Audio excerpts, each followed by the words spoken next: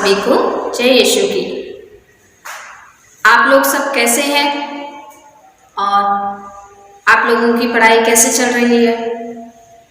मुझे आशा है आप लोग अपने घर में होंगे और सुरक्षित होंगे और अपने माता पिता के साथ उनकी संरक्षण में रह रहे होंगे। तो आज हम फिर से आपसे एक बार बातचीत करने, आपको पाठों को समझाने के लिए और आप को पढ़ाने के लिए यहाँ पर आए हैं, इस कक्षा में आए हैं। और इस कक्षा को प्रारंभ करने से पहले हम किससे प्रार्थना करते हैं? सर्वप्रथम अपने पिता परमेश्वर से प्रार्थना करते हैं ताकि वो हम लोगों को इन पाठों को समझने के लिए बुद्धि प्रदान करें। तो आइए आप लोग सब अपने हाथ जोड़िए, अक्रोश का चिन्ह बनाइए। पिता, पुत्र, पवित्र आत्मा के नाम पर आमीन। धन्यवाद हे पिता परमेश्वर, आपको हम सब मिलकर धन्यवाद देते हैं और प्रार्थना करते हैं सुंदर समय देने के लिए, ये नया दिन, ये नई रोशनी, ये नया सूरज देने के लिए। रात भर आपने हमको संभाल कर रखा और हर प्रकार की परेशानी से बचा कर रखा और ये नया दिन, ये नया सूरज प्रदान किया। इसके लिए तुझे धन्यवाद देते हैं पिता, और तुझसे प्रार्थना करते हैं जो कि हम अपनी कक्षा आज शुरू करते हैं, इस कक्षा में आप हमारे साथ रहिएगा। पवित्र आत्मा को हम लोगों के बीच में भेज दीजिए। पवित्र आत्मा का आत्मा, उनकी शक्ति, उनकी सामर्थ्य हम सबों पर उतरे और हम जो भी पाठ को पढ़ते हैं और समझते हैं, पाठों को पढ़ते हैं, उसको अच्छी तरीके से समझ सकें और अपने जीवन में उतार सकें।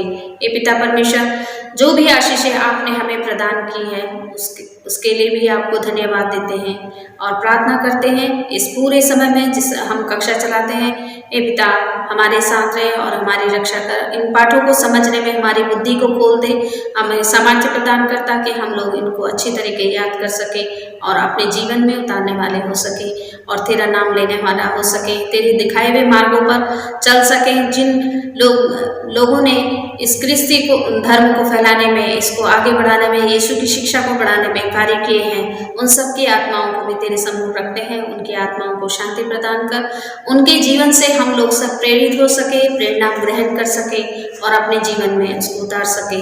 इसके लिए तुझसे प्रार्थना करते हैं, तेरे पवित्र और मीठे नाम से मांगते हैं, आमीन। क्रोस का चिन्ह पिता, पुत्र, पवित्र आत्मा के नाम पर आमीन।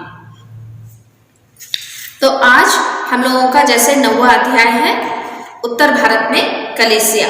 तो हम लोगों ने पिछले अध्याय में जाना था कि आगरा में कैसे उत्तर भारत में कलीसिया की शुरुआत हुई थी और उसके बाद मैंने आप लोगों को धर्माध्यक्ष जो थे हमारे अनास्तेसियुस हार्टमैन के बारे में आप लोगों को बताया था।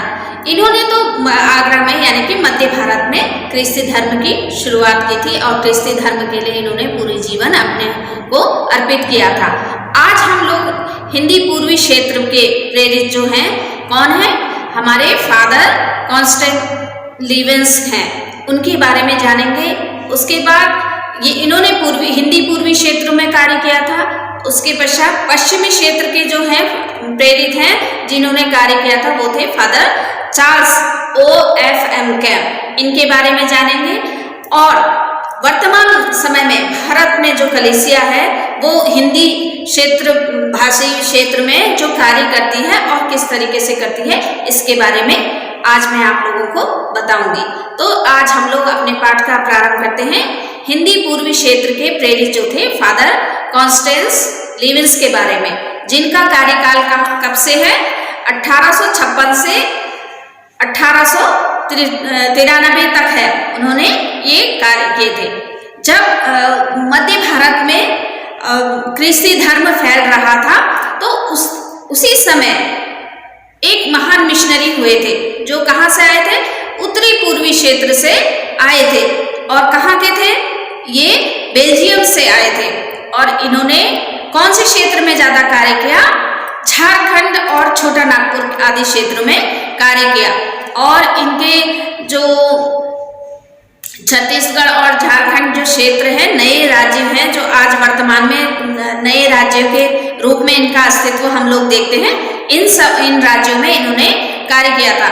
ये 1864 ईस्वी में बेल्जियम के यीशु समाजी पुरोहित जो थे वो कहाँ आए?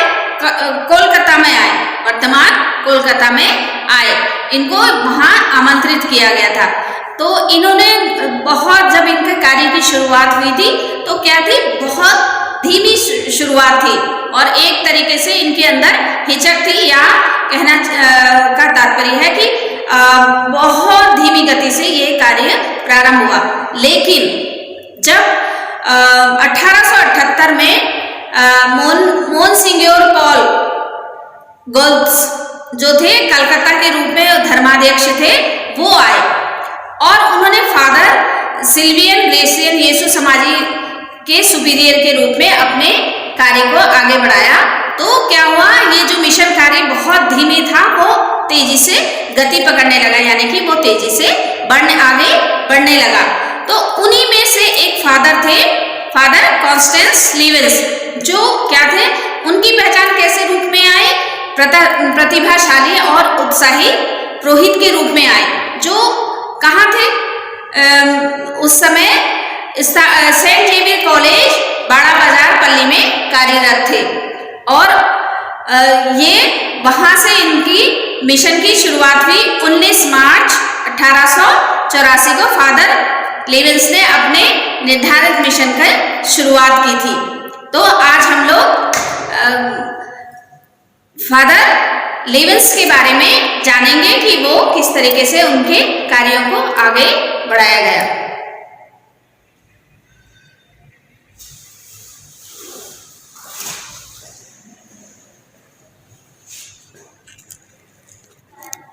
और 19 मार्च 1884 में ये कहाँ गए, जामून नामक एक जगह पर पहुंचे।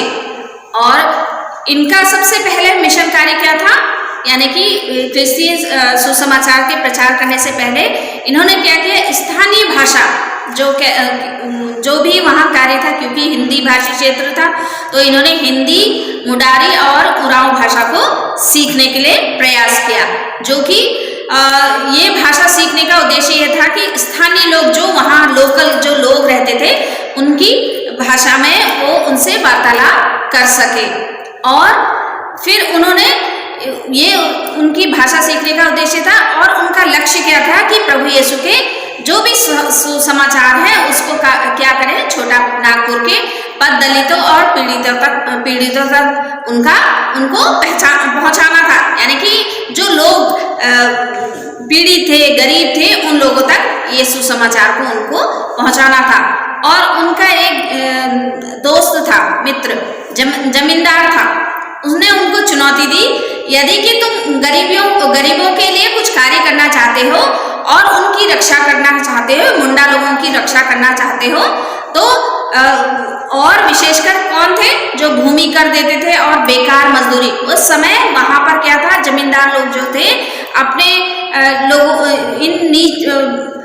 शोषित लोगों को क्या करते थे, अपने घरों में उनकी भूमि तो होती थी, लेकिन उनकी भूमि को अपने कब्जे में लेके उनसे उसी भूमि में कार्य कराते थे बेकार मजदूरी के रूप में। तो फादर लेविंस ने क्या करा, उनकी चुनौती, उनके दोस्त ने जो चुनौती दी उसको उन्होंने स्वीकार किया और उनको दिल से स्वीकार कर लिया। और क्या किया, इसके लिए उन्होंने कानून का अध्ययन किया। कानून के अध्ययन के साथ साथ उन्होंने जमींदारों के क्या हुआ, जो अवैध तरीके से, किस तरीके से वो भूमि लोगों के का शोषण करते हैं, उन सब तरीके का अध्ययन किया। और जो वहाँ मुंडा जाति थी, उन लोगों का जो पारंपरिक अधिकार था, उन सब के बारे में उन्होंने गहरा अध्ययन किया। तो जगह जगह उन्होंने क्या देखा, लोगों की दयनीय दशा देखी। और क्या था, ये लोग जो शोषित थे, ये लोग उनके बीच में जाकर ये घूम कर उनको उनके हक के बारे में और उनके जो उसमें कानून होता था, आवश्यकता अनुसार जो भी कानून होता है उसको इस्तेमाल करने की उनको सलाह देने लगे, उनके बीच में जागृति पैदा करने लगे। और यहाँ तक कि जरूरत पड़ने पर उन्होंने क्या किया, मुकदमा जो उनका मुकदमे लड़ते थे शोषित लोगों के, उन वकीलों को अग्रिम फीस भी अपनी तरफ से दी।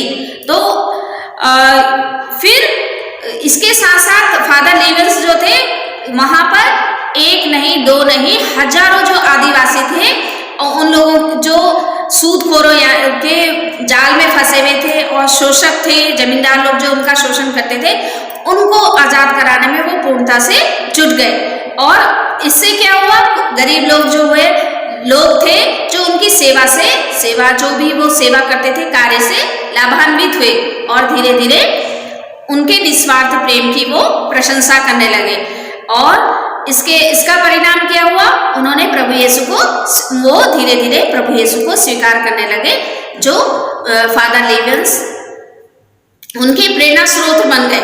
और लेकिन जब ऐसा हुआ, उन्होंने प्रभु यीशु को स्वीकार किया, तो जो शोषक वर्ग यानी कि जमींदार लोग जो थे, अधिकारी वर्ग जो थे, बहुत क्रोधित हो गए और उन लोगों पर जो जिनका शोषण करते थे उन पर अत्याचार करने लगे कि वो लोग अपने अधिकारों के बारे में जानने लगे हैं और वो उससे आजाद हो रहे हैं। तो लेकिन फादर लीवेंस ने क्या किया, वो साहस के साथ संघर्ष करने लगे और जो आदिवासी बंधन मुक्त थे, जो बंधुआ मजदूर थे, बेगारी में मजदूरी करते थे, वो लोग उनके लिए और तेजी से कार्य करने लगे।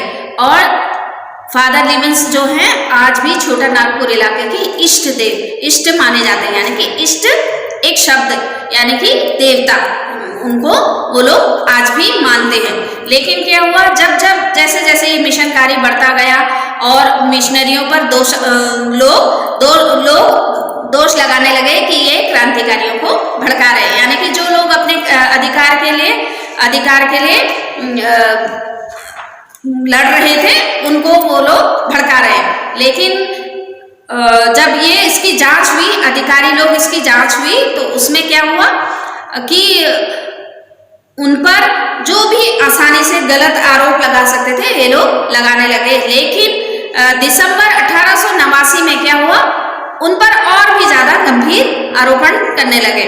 तो ऐसा लगता था कि जो अधिकारी हैं, जो लोग हैं, वो लोग क्या कर रहे हैं, कैथलिक मिशनरी जो है उन लोगों के उनके लिए वो विपरीत यानी कि गलत भावना रखते हैं, यानी कि जो भी मिशनरी हैं उन लोगों के लिए उनके मन में क्या थी, एक गलत छवि थी, यानी कि वो पूर्वाग्रह, यानी कि वो जो भी उनके मन में जो उनकी बातें थी या गलत वो लोग विचार रखते थे, उससे वो लोग ग्रसित थे। लेकिन जब उन अधिकारियों ने जब इनके जो मुकदमे चलते थे, उनको अधिकारी जब जांच पड़ताल करने लगे, तो केवल उन्होंने किसकी बातें सुनी, जमींदारों की बातें सुनी। और जो नए ये धीरे धीरे, मैंने जैसे बताया आपको कि वो लोग धीरे धीरे प्रभु यीशु को स्वीकार करने लगे थे, तो इन लोग जो नए ख्रिस्ती बने थे, इन लोगों को उन लोगों ने क्या करा, उनके जो वकील थे और जो मिशनरी सहायक, जो मिशन कार्य में उनके सहायक थे, उन लोगों को भी उनकी अनुमति नहीं दी। यानी कि जब केस अदालत में गया तो उन लोगों ने उन लोगों के वकीलों की भी बात नहीं सुनी और जो नए ख्रिस्ती बने थे उन लोगों को बहुत मारा पीटा गया और उनको विभिन्न तरीकों से तंग किया गया, जिसका परिणाम क्या हुआ, उन लोगों ने धार्मिक विश्वास को त्याग दिया। त्यागने से क्या हुआ, और तो उस समय जो धर्माध्यक्ष थे, महाधर्माध्यक्ष गोंथल्स थे, उनको फादर लीवेंस ने क्या किया, हालात की जानकारी दी और वकीलों से भी परामर्श किया। और जब स्वयं महाधर्माध्यक्ष जो है उन हालातों की जानकारी लेने के लिए व्यक्तिगत रूप से दौरे में आए, तो उसके बाद उन्होंने ख्रिस्तियों के लिए निचली अदालत में जो भी निचली आदेश था, अदालत का आदेश था, उसके खिलाफ निवेदन किया। फिर अंग्रेजी पत्रकारों ने भी आदिवासियों का जमींदारों के भी खिलाफ समर्थन किया, यानी कि जो उस समय जर्नलिस्ट थे, अंग्रेज जो जर्नलिस्ट थे, वो आदिवासियों को के साथ मिलकर उन्होंने भी जमींदारों के खिलाफ समर्थन किया। जो फिर उसके बाद उन्होंने कहा कि कोलकाता के लेफ्टिनेंट गवर्नर से भी अपील की गई। फिर और इसकी जो महाधर्माध्यक्ष, उसके व्यक्तिगत रूप से भी इस मामले की छानबीन करते हुए कहाँ पहुंचे, रांची में पहुंचे। धीरे धीरे क्या हुआ, सारी उलझने सुलझती गई, सरल हो गई और जो ख्रिस्ती लोग थे जिन्होंने विश्वास त्याग दिया था वो धीरे धीरे वापस फिर से ख्रिस्ती धर्म में लौट आए। और जो फादर लीवेंस भी जो थे वो फिर से उसी क्षेत्र में वापस आए, और जो विश्वासियों का विश्वास शिथिल हो गया था, ढीला हो गया था, टूट गया था, वो फिर से उनके आने से वो विश्वास फिर से बढ़ गया। और इसके कारण क्या हुआ, फादर ने बहुत मेहनत की, कड़ी मेहनत थी उनकी, अत्यधिक तनाव भी था क्योंकि मुकदमे लड़ने के लिए जाना पड़ता था, लोगों में घूम घूम के उनको जागृत करना पड़ता था, तो और अधिक बातचीत करते थे, तो उनसे क्या हुआ, उनका स्वास्थ्य बिगड़ने लगा और उन्हें क्या हुआ, जर बुखार रहने लगा, सीने में संबंधित और सीने में उनको परेशानी होने लगी, और पीड़ा युक्त उनकी जो खांसी थी धीरे धीरे क्षय रोग में बदल गई, और जिसका परिणाम क्या हुआ कि यह जो महान आत्मा थी वो मृत्यु को प्राप्त हो गई। तो इस प्रकार फादर लीवेंस ने जो है छोटा नागपुर के क्षेत्र में लोगों के लिए अनेक कार्य किए, और साथ साथ कभी कभी तो उन्हें सरकार का विरोध का तो सामना ही करना पड़ता था, बल्कि अपने अधिकारियों का भी विरोध का सामना करना पड़ता था। लेकिन फिर भी आज क्या है, छोटा नागपुर में फादर कॉन्स्टेंस लीवेंस जो है प्रत्येक परिवार के इष्ट बने हुए हैं। यानी कि आप अगर छोटे नागपुर की क्षेत्र की तरफ जाएंगे तो आप उनके फादर लीवेंस, कॉन्स्टेंस लीवेंस के द्वारा किए गए कार्यों को नहीं भुला पाएंगे। उनकी स्मृति वहां पर लोगों के बीच में बनी हुई है। इसलिए हम सब फादर लीवेंस को, जो छोटा नागपुर में उन्होंने ख्रिस्ती धर्म के लिए मिशन को आगे बढ़ाया, और ख्रिस्ती जो आज हम देखते हैं वहां पर बहुत सारे ख्रिस्ती लोग हैं और आगे बढ़ रहे हैं, ख्रिस्ती विश्वास में आगे बढ़े हैं, और उन लोगों में से अनेक पुरोहित लोग आगे आए हैं और धर्माध्यक्ष बनकर आगे आए हैं और अब ख्रिस्ती धर्म को फैलाने में कार्य कर रहे हैं। इसमें सबसे ज्यादा प्रख्यात हम लोग जानते हैं, प्रख्यात व्यक्ति है कार्डिनल टेलेस्फोर टोपो है, जो कहाँ से आए हैं, छोटा नागपुर क्षेत्र से ही आए हैं। तो इस प्रकार हम फादर लीवेंस के कार्यों को, उनकी सेवाओं को और लोगों के लिए जो उन्होंने कड़ी मेहनत की ख्रिस्ती धर्म को फैलाने में और लोगों की जिंदगी को अच्छा बनाने के लिए जो उन्होंने कड़ी मेहनत की, उसको हम लोग कभी नहीं भूल सकते हैं। इसके बाद हम आते हैं पश्चिमी हिंदी क्षेत्र के प्रेरित, यानी कि अभी तक हमने मध्य भारत का देखा था, पूर्वी भारत का, अब आते हैं हम लोग पश्चिमी क्षेत्र के जो प्रेरित थे, यानी कि कौन थे, फादर चार्ल्स OFM कैप। तो ये जो थे, इन्होंने पश्चिमी हिंदी क्षेत्रीय भाषा में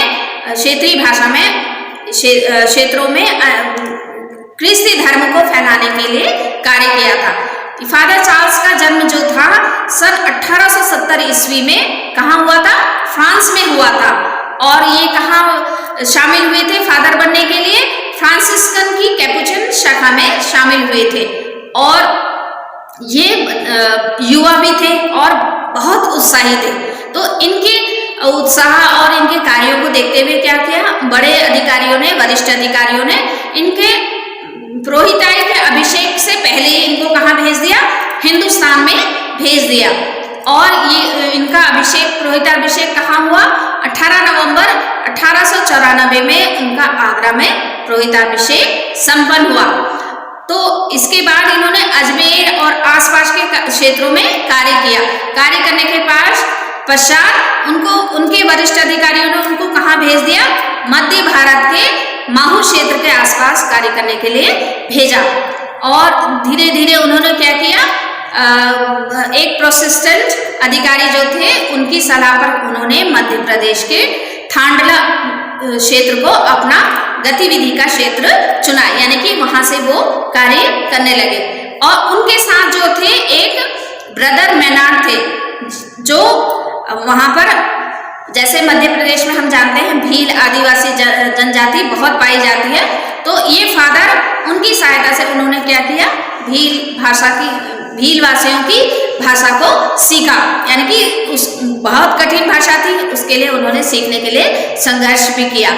इसमें फिर जब वो भाषा सीख गए तो उन्होंने क्या किया, भील आदिवासियों की सहायता की और ये जो उस समय ये सहायता खासकर कौन सी साल में 1899 ईस्वी से 1901 में जब क्या था, महाअकाल पड़ा था, भारत में महाअकाल पड़ा था, तो उन्होंने क्या उस अकाल में कई बच्चों के माता पिता की मृत्यु हो गई थी, कुछ बच्चे अनाथ हो गए थे। उन बच्चों को संभालने के लिए उन्होंने क्या किया, एक अनाथालय खोल दिया और इस प्रकार से मांडला जो हो गया, मांडला मिशन कार्य केंद्र के रूप में स्थापित हो गया। यानी कि वहां पर आदिवासी जो अनाथ बच्चे थे उनके लिए उन्होंने एक सहायता केंद्र, अनाथालय खोल दिया, जिससे उन लोगों को वहां पर राहत मिले। फादर चार्ल्स इसके बाद कहाँ गए, मिलालियों के पास गए और उन्होंने बड़वानी में भी क्या की, मिशन की नींव रखी। बाद में उनको कहाँ भेजा गया, पंचकुई में मिशन स्थापित करने के लिए और उसका विस्तार करने के लिए, उसमें विकसित करने के लिए उनको वापस फिर से लाया गया। इसके बाद वो कहाँ गए, रामबापुर से पंचकुई में मिशन स्थापित करा और उसके बाद वो वहां विकसित हो गया। उसके बाद वो फिर वापस आए और उसके बाद उन्होंने क्या किया, धीरे धीरे पड़ोसी राज्य राजस्थान में वो गए, जहां उन्होंने क्या किया, अम्बापाड़ा एक जगह है, वहां पर एक मिशन की नींव डाली और वहां से वो आमलीपाड़ा और जाम्बुड़ी और इसके आगे का दौरा करते रहे। यानी कि उनका मिशन कार्य जो था वो निरंतर क्षेत्रों का दौरा करते रहते थे और लोगों से मिलते जुलते थे। ये इन सुसमाचार की जो घोषणा करते थे वो उस दिन तक करते रहे, यानी कि मृत्यु के दिन तक वो इस जगहों में सुसमाचार की घोषणा करते रहे। जब एक दिन कब वो वहां कहाँ से आ रहे थे, आमलीपाड़ा से अम्बापाड़ा क्षेत्र से को वापस आ रहे थे। तो शाम को उस समय मैंने जैसे आपको प्रारंभ में, पाठ के प्रारंभ में बताया था कि उस समय उतना विकसित नहीं हुआ था। लोग जो फादर्स लोग थे कैसे पैदल यात्रा भी करते थे, नाव से यात्रा करते थे और कभी घोड़ा गाड़ी से करते थे और उनको अनेक कठिनाइयों का सामना करना पड़ता था। उसी प्रकार ये फादर भी कहाँ, आमलीपाड़ा से कहाँ आ रहे थे, अम्बापाड़ा आ रहे थे। और जब वो साइकिल से आ रहे थे तो साइकिल जब वो रास्ते में जा रहे थे तो वहां पर एक पेड़ था, पेड़ की जड़ में पेड़ की जड़ जो आगे निकली हुई थी उससे वो ठोकर खाई उन्होंने और वो कहाँ गिर गए, 4 फीट गहरे गड्ढे में गिर पड़े। गिरने के साथ ही क्या हुआ, साइकिल के हत्थे से उनके पेट में गंभीर चोट लग गई और इसके पहले उनके लिए डॉक्टर को बुलाया जाता या डॉक्टरी उनको इलाज मिलता, उनकी मृत्यु हो चुकी थी। तो इस प्रकार एक युवा उत्साही पुरोहित जो फ्रांस से यहाँ भारत में आया और उन्होंने आदिवासियों की भाषा सीखी, आदिवासियों के लिए कार्य किया, साथ साथ राजस्थान और में भी कार्य किया और कार्य करते समय ही उनकी मृत्यु हुई। उनको हम लोग अपना कह सकते हैं कि वो वास्तव में एक सच्चे प्रभु के सेवक थे और लोग जनता में भी बहुत लोकप्रिय थे। आज भी वो किसके प्रेरित कहलाते हैं, भीलों के प्रेरित। जैसे कि मैंने बताया उन्होंने भील आदिवासी बच्चों के लिए भी बहुत कार्य किया, भील आदिवासियों के लिए कार्य किया, इसीलिए उनको आज भी भीलों का प्रेरित कहा जाता है। अब फादर चार्ल्स के साथ साथ एक मिशनरी और भी थे जिनका नाम क्या था, फादर बर्नार्ड था और वो भी फादर चार्ल्स की तरह ही कैपुचिन फादर थे। और इनको भी मध्य भारत में जो राजस्थान है और वहाँ के लोग प्रेम से याद करते हैं क्योंकि इन्होंने अपना मिशनरी कार्य कहाँ से शुरू किया था, सन 1898 में झाबुआ से शुरू किया था और 1934 में SVD को सौंपने के पश्चात वे दक्षिण राजस्थान के कहाँ पहुंचे थे, मस्का महुड़ी गांव में बस गए थे। फादर बर्नार्ड ने सुसमाचार की घोषणा की और उनको सफलता मिली। इसमें उनकी जो सफलता थी उनकी निशानी कहाँ है, आज भी झाबुआ में हम लोग देख सकते हैं, कैसे एक विशाल गिरजाघर के रूप में देख सकते हैं जो उन्होंने वहां पर बनवाया था। और इसके साथ साथ उन्होंने दूसरा गिरजाघर कहाँ बनाया था, मस्का महुड़ी में ठीक अपनी मृत्यु जब उनकी मृत्यु हुई थी 1965 में उनकी मृत्यु हुई थी, उसके पहले ही उन्होंने मस्का महुड़ी में एक गिरजाघर बनवाया था। फिर 19वीं सदी के अंत और 20वीं सदी के प्रारंभ में क्या था, कई दूसरे मिशनरी लोग भी भारत के उत्तरी भाग में सुसमाचार की घोषणा करने के लिए आए थे और इन्होंने 20वीं सदी और 19वीं सदी में दूसरे मिशनरियों की तरह सुसमाचार की घोषणा भारत में की और भारत के लोगों के लिए कार्य किया। जैसे हमारे पास कौन कौन आए थे, इटली से आए थे, कनाडा से आए थे, माल्टीज के कैपुचिन आए थे, जिन्होंने ज्यादातर कार्य कहाँ किया, उत्तर प्रदेश और पंजाब और हरियाणा में पहुंचकर किया। और इसके साथ साथ मिल हिल नामक पुरोहित जो थे वो कहाँ आए थे, कश्मीर में आए थे और उन्होंने कश्मीर में कार्य किया। और एसवीडी मिशनरियों ने मध्य प्रदेश में कलीसिया को स्थापित करने का कार्य किया था। बड़ी संख्या में हमारे भारत में धर्म बहनों को भी, उनके कार्यों को भी नहीं भुलाया जा सकता है। उन्होंने भी बड़ी संख्या में हमारे भारत में कार्य किया, जैसे कि फ्रांसिस्कन सिस्टर्स हो गई, Franciscan sisters of Saint Mary's हो गई, ऑफ द एंजल्स और Jesus and Mary, Loreto, Canossa, Carmelites, Holy Spirit, Queen of the Apostles, SJ आदि उन स्थानीय एवं पुरोहितों एवं धर्म बहनों ने, जो वहाँ के पुरोहित थे और धर्म बहनों ने क्या किया, जो भी स्थानीय चुनौती थी यीशु क्रिस्त के सुसमाचार को फैलाने के लिए, जो भी स्थानीय चुनौतियां थी उनको अपने ऊपर लिया और बहुत कष्ट झेले। यानी कि जो सुसमाचार का कार्य था वो इतना आसान नहीं था, इसके लिए उन्होंने अनेक कष्ट झेले। फिर और कुछ धर्म समाज ऐसे भी हैं जिन्होंने उत्तर भारत के विभिन्न कार्यों में विभिन्न क्षेत्रों में विशिष्ट कार्य किए और सुसमाचार का घोषणा की और उसको प्रारंभ किया। इनमें से कुछ धर्म बहनें हैं, जैसे प्रभुदासी धर्म बहनें हैं, अजमेर सिस्टर्स हैं, रांची की सेंट एन्स हैं और अवर लेडी ऑफ ग्रेसेस आदि हैं, जो इन्होंने भारत में जो भी कार्य किया है, सुसमाचार की घोषणा की। और ये क्या हुआ, एक शतक इन्होंने पूरा कर लिया, यानी कि इस कार्य को करते हुए वो लोग एक सदी उन लोगों को बीत गई है। और या कुछ ऐसे हैं जो करने जा रहे हैं। तो ये क्षेत्र जो है क्या है, एक क्षेत्र से एक छोर से दूसरे छोर तक फैले, यानी कि इस पूरब से लेके पश्चिम तक, उत्तर से लेके दक्षिण तक ये फैले हुए हैं। यानी कि जो भी पुरोहितों ने, फादर हार्टमैन ने और फादर कॉन्स्टेंस लिविंस ने और फादर OF कैम्प ने जो कलीसिया के प्रचार के लिए कार्य किया, उसी प्रकार उनसे प्रेरणा लेकर अन्य लोग भी यहाँ पर आए और इन्होंने अनेक कष्ट सहते हुए यहाँ पर क्रिस्तीय धर्म का प्रचार किया और क्रिस्तीय धर्म को फैलाने में अपना योगदान दिया। अब आते हैं हम लोग भारत की कलीसिया और हिंदी क्षेत्रों की मेषपालीय देखभाल और प्रशासन, यानी कि ये जो कलीसियाएं थी जो फैली थी, अब इनका किस तरीके से इसको चलाया जाता है और किस तरीके से इसकी देखभाल की जाती है, इसके बारे में मैं आपको बताऊंगी। जब प्रेरित लोग थे और जो उनके निकट उत्तराधिकारी थे, यानी कि प्रेरितों के बाद जो उनके शिष्य थे, उन्होंने क्या किया, जब ख्रिस्ती धर्म को फैलाने में और उन लोगों ने गिरजाघरों की स्थापना की थी और उन गिरजाघरों को स्थापना करने के साथ उनको किसे रखा गया था, उनकी देखभाल के लिए पुरोहितों को उनकी देखरेख के लिए रखा गया था।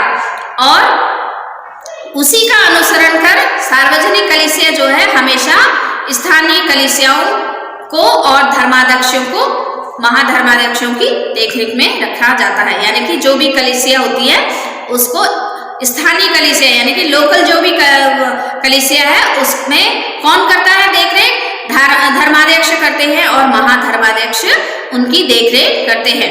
यानी कि प्रेरित चरित्र में हम लोग पढ़ते हैं अनेक कलीसियाएं थी ना, जैसे यरूशलेम थी, अंताकिया, एफेसस, रोम आदि। ये भी क्या थे, ये जो कलीसियाएं थी, प्रारंभिक कलीसिया में शामिल हुई थी। इनके साथ ही और कौन शामिल हुआ था? स्मरना और कार्थेज आदि सम्मिलित हुए थे। तो भारत में भी क्या है, हमारे वहाँ ऐसे कितने धर्म प्रांत हैं? 158 धर्म प्रांत है, जो और ये तो इनका एक नंबर है। लेकिन क्या होता है, कभी कभी समय के अनुसार, आवश्यकता के अनुसार नए धर्म प्रांतों का भी निर्माण किया जाता है। और इनकी देखभाल के लिए कौन रहता है?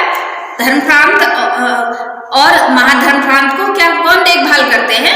धर्माध्यक्ष करते हैं, और महाधर्माध्यक्ष की देखरेख में इनको रखा जाता है, और जो सीधे रोमन पॉन्टिफ के प्रति उत्तरदायी है। यानी कि रोम में हमारे कौन रहते हैं? संत पापा रहते हैं। संत पापा किसके अधिकारी हैं? संत पापा संत पेत्रुस के अधिकारी हैं, उत्तराधिकारी हैं। तो ये सब लोग क्या करते हैं, इनके साथ मिलकर क्या बनती है? अपोलोस्टिक कॉलेज बनाते हैं। और इनका जो सार्वभौमिक कलीसियाओं जो होती है, उनका वैदिक स्वामित्व होता है। और ये सब एक दूसरे से मिलकर कैसा संबंध रखते हैं? एक भाईचारे का संबंध रखते हैं। और मेषपाली गतिविधि यानी कि पास्टरल जो भी के अंतर्गत जो भी कार्य होते हैं, उसमें आपसी सहयोग के द्वारा ये लोग सम्मेलन करते हैं, जो धर्माध्यक्षों का सम्मेलन होता है। जैसे मैंने आपको शुरू में बताया था ना, CBCI जो है कैथोलिक धर्म महाधर्माध्यक्षों का सम्मेलन होता है। कैसे होता है? वर्ष में 2 बार होता है। इसी तरीके से ये सम्मेलन जो है आपसी सहयोग के द्वारा होता है। और वास्तव में क्या है, भारत में कितनी, मैंने आपको बताया था 3 धर्म विधियां है ना, 3 धर्म विधियां और एक पराविधि धर्म सम्मेलन है। यानी कि जो भी धर्म विधि है हमारे वहाँ, सिरो मलाबार है, सिरो मलंकरा है और लातिनी धर्म विधि है, इनका सम्मेलन क्या होता है? मैंने बताया था आपको, वर्ष में 1 बार होता है। इन सम्मेलनों को आगे कौन करता है? 12 परिषदों में विभाजित किया जाता है। यानी कि जो सम्मेलन होता है, इनको भी आगे ये 12 भागों में बटी होती है। और जो इन धर्म प्रांतों में क्या करते हैं, जो हम लोगों के धर्म प्रांत है, उनमें जो पास्टरल कार्य होता है, उनकी गतिविधियों को, उनके कार्यों को बढ़ावा देते हैं। उनको किस तरीके से आगे बढ़ाया जाए, इस गतिविधि को बढ़ाते हैं। तो हमारे भारत में क्या है, उत्तर भारत है हम लोग, जैसे हम लोग उत्तर भारत में हैं, तो उत्तर भारत जो है हिंदी भाषा क्षेत्र है। तो हम लोगों का धर्म प्रांत कौन सा है? हमारे उत्तर भारत का हिंदी भाषी क्षेत्र आगरा महाधर्म प्रांत है। और इसके अंतर्गत कितने धर्म प्रांत आते हैं? 12 धर्म प्रांत आते हैं। तो और इसी तरह दिल्ली, मध्य प्रदेश, छत्तीसगढ़ और बिहार, अंडमान निकोबार, झारखंड आदि राज्य भी इसमें सम्मिलित हैं, जो हमारे 12 धर्म प्रांत आते हैं। अधिकांश क्षेत्र भाषाई विभाजन पर आधारित है, क्योंकि इन्हें धर्माध्यक्ष और आंचलिक परिषद चलाती है। यानी कि भारत के जो हिंदी भाषी क्षेत्र के हैं 12 धर्म प्रांत हैं, इनको संभालने के लिए इनकी सदस्यता क्या है? केवल धर्माध्यक्षों तक सीमित है। और इसके अंतर्गत कौन होते हैं? सहायक धर्माध्यक्ष होते हैं और सेवानिवृत्त धर्माध्यक्ष भी सम्मिलित हैं, जो इन कार्यों को इस परिषद में कार्य करते हैं। ये साल में 2 बार या आवश्यकता अनुसार 2 से अधिक बार भी मिलते हैं। यानी कि जो भी कार्य परिषद है, कार्य योजना है, उसको बनाने के लिए ये लोग वर्ष में 1 से या 2 बार मिलते हैं। और अपने प्रदेश की, यानी कि क्या करते हैं, कलीसिया की जो भी योजनाएं होती हैं और कार्यों पर विचार विमर्श करती है। जैसे मैं पिछले अध्याय में आप लोगों को बता चुकी हूँ कि जो भी ये लोगों के अपने धर्म प्रांत के जो भी योजनाएं होती हैं, कार्य होते हैं, उस पर ये लोग उसका मूल्यांकन करते हैं। और जो भी उनकी योजनाएं हैं, भावी योजनाएं हैं, और उन कार्यों पर वो लोग विचार विमर्श करते हैं। और राष्ट्रीय सम्मेलन का भी ये लोग राष्ट्रीय सम्मेलन का भी प्रयोग करते हैं, यानी कि राष्ट्रीय सम्मेलन को भी बनाते हैं। और प्रादेशिक परिषद आयोग के माध्यम से भी ये जो है अपने कार्यों को और जो भी गतिविधियां होती हैं उनको आयोजित करते हैं। और ये आयोग जो है समितियां हैं, ये क्या करती हैं? धर्माध्यक्षों और सदस्यों के नेतृत्व में सचिवों और अन्य मनोनीत सदस्यों के सहयोग से कार्य करते हैं। यानी कि ये जो आयोग है इसमें कौन है? धर्माध्यक्ष जो है उनके नेतृत्व होता है, उसके अंदर सचिव होते हैं और जो उनके जो पूरी यानी कि इनका गठन होता है जो, तो उसमें जो अन्य सदस्य होते हैं यानी कि चुनाव द्वारा जो भी सदस्य होते हैं ये सब मिलकर कार्य करते हैं। यानी कि ये जो आयोग है जो मैंने जैसे आपको बताया कि ये धर्माध्यक्षों और उन लोगों के साथ मिलकर कार्य करते हैं। तो अपने हमारे प्रदेश में भी क्या है, कौन कौन से आयोग हैं? जैसे ईश वचन है, उपासना है एवं पूजन पद्धति है, पवित्र बाइबिल है, धर्म प्रशिक्षण की शिक्षाएं हैं, सार्वजनिक कलीसियाएं एकता एवं सर्वधर्म सम्मेलन है, स्वास्थ्य है, न्याय एवं विकास कार्यक्रम है, लोकधर्मी परिवार है, लोकधर्मी है, परिवार है, महिला और युवा सम्मेलन है यानी कि और संचार संप्रेषण है। इन सब के द्वारा क्या होता है, ये जो भी हमारे आयोग सदस्य होते हैं, धर्माध्यक्ष होते हैं, इन सब के ये लोग योजनाओं को क्रियान्वित करते हैं और इसके द्वारा इन लोगों के द्वारा इस तरीके से ये सुसमाचार का धर्म प्रचार होता है यानी कि सुसमाचार का प्रचार होता है।